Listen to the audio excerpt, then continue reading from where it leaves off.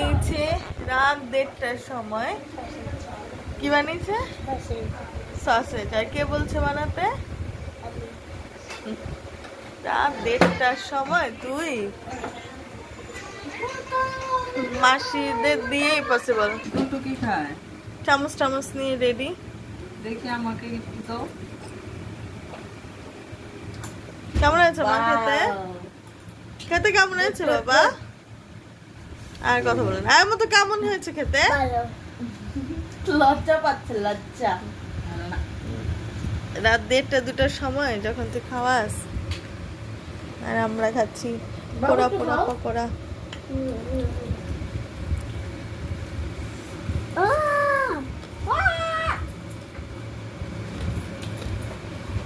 এখন ভালো লাগছে। আর আমরা ছোটবেলা চিন্তামি না সসেজ কি ফসেজ কি।